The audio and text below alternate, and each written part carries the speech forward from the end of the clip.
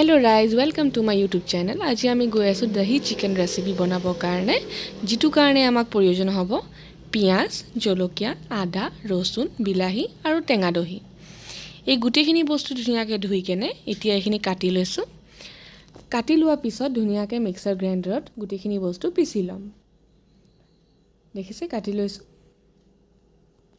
এয়া পিছি ললো। এতিয়া ধুনিয়াকে মাংসখিনি ধুই তাতে পিছি লোৱা মছলাখিনিৰ লগত এখিনি মিহলাই দিম। দহিও দি দিম তাতে। গুটেখিনি বস্তু মিহলাই লম।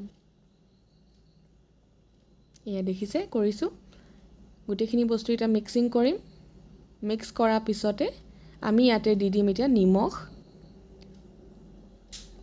তাতে দি দিম গোটা ধনিয়া জিৰা ধনিয়া। এয়া মছলা দিছো চিকেন মছলা। ইয়াতে দি দিম অকণমান মিঠাতেল মিহলাই লৈছো।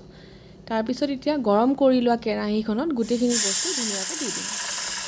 তাৰ পিছত এইখিনি গুটেখিনি বস্তু লো হিটত এয়াৰ টাইট কৰি কিনে বনোৱা হ'ব।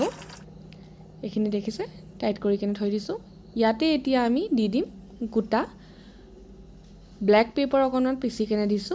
গৰম মছলা দি দিছো। এয়া লাষ্ট মছলা তাতে এইখিনি মিক্স কৰি কেনে অকণমান টাইম ঢাকি কেনে থৈ দিম। তাৰ পিছত ধনিয়া দি কিনে এই বস্তুখিনি পৰিবেশন কৰিম। দহি চিকেনটো ট্ৰাই কৰিব আৰু ভাল লাগিলে লাইক কমেন্ট আৰু সাবস্ক্ৰাইব কৰি দিব মোৰ চেনেলটোক। Thank U.